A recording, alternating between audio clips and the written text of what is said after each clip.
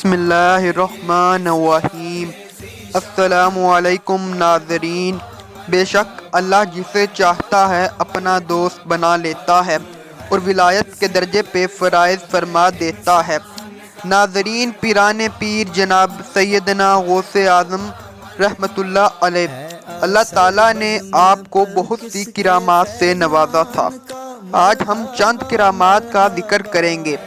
ناظرین، ایک روایت ہے کہ آپ رحمۃ اللہ علیہ معمول کے مطابق طالب علموں کو درس دے رہے تھے کہ طالب علم دیکھتے ہیں کہ آپ کا چہرہ انور اچانک سے لال ہو جاتا ہے اور آپ ہر جاہو جلال طاری ہو جاتا ہے۔ آپ اپنے ہاتھوں کو اپنی چادر کے اندر لے لیتے ہیں اور کچھ دیر کے بعد جب آپ اپنے ہاتھ باہر نکالتے ہیں تو طلبہ دیکھتے ہیں کہ آپ کی آستینوں سے پانی کے قطرے ٹپک رہے تھے۔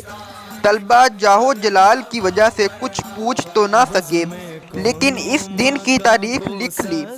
کچھ دن کے بعد آپ رحمۃ اللہ علیہ کی بارگاہ میں کچھ تاجر حاضر ہوئے اور عرض کرنے لگے، ہم دریا کشتی کے ذریعے عبور کر رہے تھے کہ اچانک ہماری کشتی ڈوبنے لگی اور ہم یا غوث اعظم رحمۃ اللہ علیہ کا نعرہ بلند کرنے لگے کہ اچانک سے دریا سے ایک ہاتھ نمودار ہوا اور اس ہاتھ نے کشتی کو ڈوبنے سے بچا لیا۔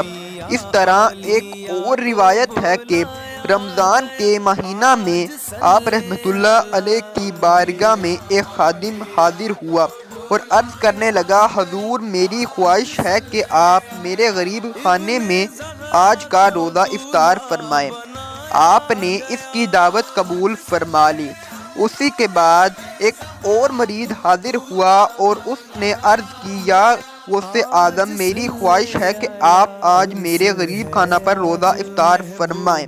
اس کے بعد ایک اور مریض آیا۔ اس طرح ناظرین 70 مریض آپ کی بارگاہ میں حاضر ہوئے اور آپ نے ایک ہی وقت میں سب کی دعوت قبول فرما لی۔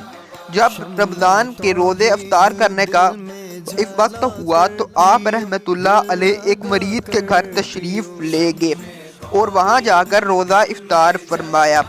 دوسرے دن جب آیا تو سب مریدین ایک دوسرے سے فخر سے کہنے لگے۔ ایک کہنے لگا، حضور نے کل مجھ پر بہت نظر کرم کی اور میرے گھر روزہ افطار فرمایا۔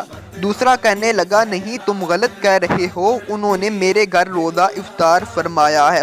اور اس طرح سے تیسرے نے بھی یہی بات کی، نہیں وہ تو میرے گھر آئے تھے۔